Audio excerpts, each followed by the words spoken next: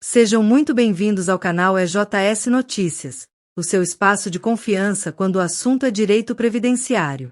Hoje temos uma notícia urgente e muito séria. O futuro da revisão da vida toda será decidido em poucos dias e o que está em jogo pode afetar diretamente milhares de aposentados em todo o Brasil. Em 2025, o governo federal incluiu no projeto de lei de diretrizes orçamentárias uma estimativa de déficit da Previdência Social, que ultrapassa os 328 bilhões de reais.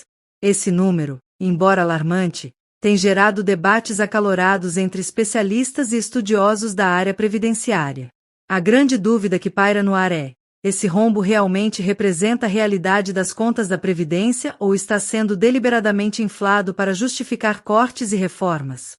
Um dos principais pontos de contestação é a forma como o governo tem apresentado esses dados.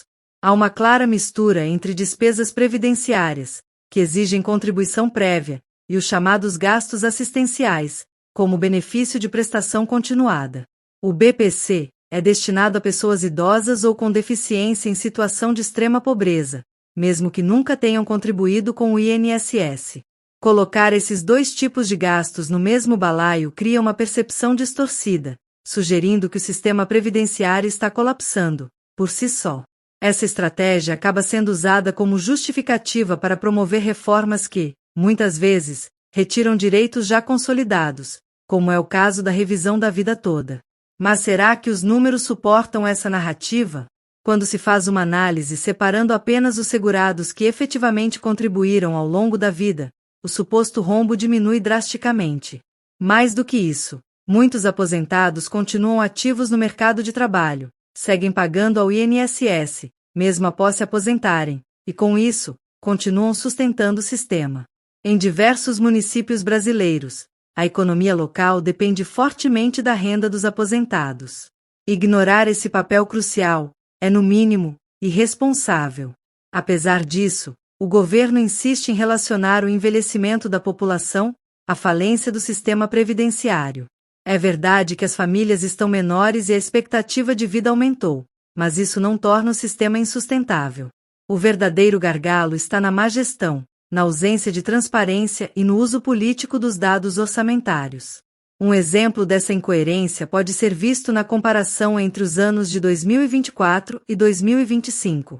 Em 2024, o próprio governo estimou um impacto de 480 bilhões de reais com a revisão da vida toda. Já em 2025, esse número caiu para 328 bilhões de reais, sem que a revisão tenha sido paga ou contabilizada.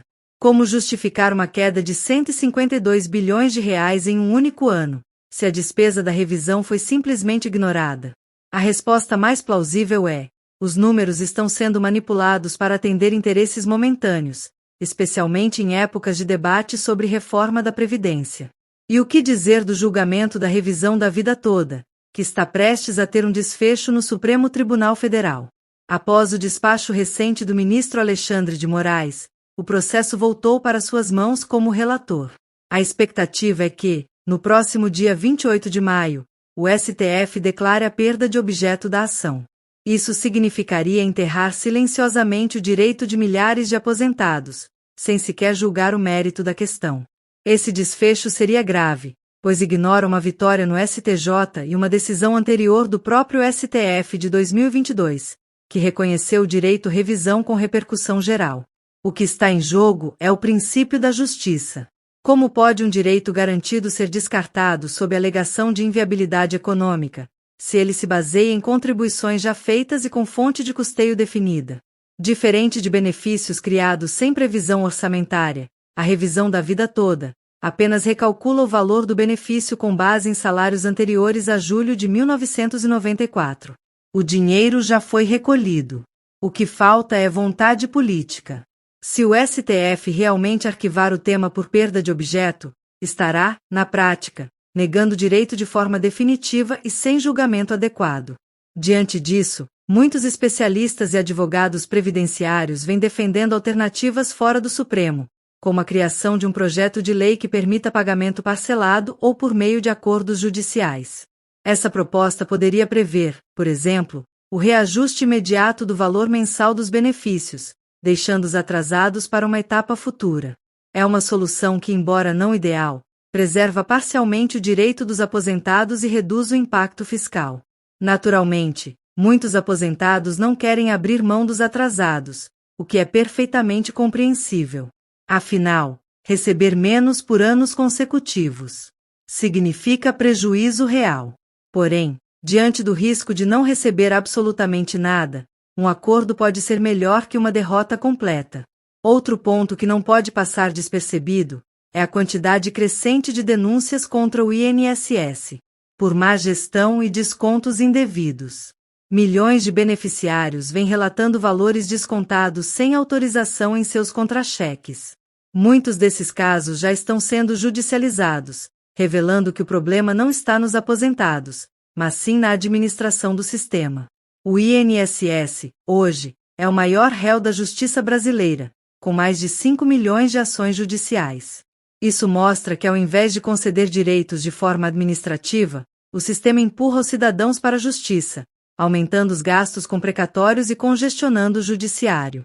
Se houvesse um atendimento mais eficaz, milhares de brasileiros não precisariam esperar anos nem contratar advogados para garantir algo que já lhes pertence por direito. Outro dado preocupante vem dos microempreendedores individuais. Embora representem quase 12% dos contribuintes da Previdência, respondem por apenas 1% da arrecadação, o que tem sido usado como argumento para uma possível nova reforma, já especulada para acontecer em 2027. Ao que tudo indica, os alvos da nova reforma serão os aposentados atuais, os MEs, e até as diferenças de idade entre homens e mulheres. O discurso que sustenta essa nova proposta é o mesmo de 2019. O sistema está em colapso e precisa ser reformado para garantir sua sobrevivência. Mas passados menos de 6 anos, vemos os mesmos problemas ressurgirem, com o agravante de que a revisão da vida toda pode ser enterrada definitivamente. Se ela tivesse sido paga em 2022, como determinado pela decisão original do STF, o impacto já estaria diluído ao longo do tempo. Mas ao adiar esse pagamento, o governo não só prejudicou os aposentados como também perdeu a oportunidade de planejar melhor o uso dos recursos. Enquanto isso, segue a tentativa de manipular a opinião pública com dados misturados, confundindo benefícios assistenciais com previdenciários, numa clara tática para desviar o foco da má gestão e transferir a culpa para quem passou décadas contribuindo para o sistema. A verdade é que os aposentados não são um problema, são, na verdade, a base de sustentação de milhares de famílias brasileiras. Dados do IBGE apontam que em 2/3 dos municípios do país, a renda dos aposentados é essencial para manter a economia girando.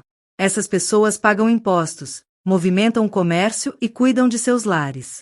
Tratá-las como um peso fiscal é não reconhecer seu valor. O verdadeiro rombo está na má administração, na ausência de planejamento e na negligência com quem construiu o país com esforço e contribuições. Se você chegou até aqui e prestou atenção neste vídeo, deixe seu comentário com a frase: "O dinheiro já foi recolhido", para sabermos quem realmente está interessado em conhecer e defender seus direitos. E se você quer entender melhor o seu caso ou precisa de ajuda com a sua aposentadoria, comente aqui embaixo. Se gostou do conteúdo, curta, compartilhe e se inscreva aqui no canal EJS Notícias. Informação é poder, e você merece estar do lado certo da verdade. Fiquem com Deus. E até o próximo vídeo.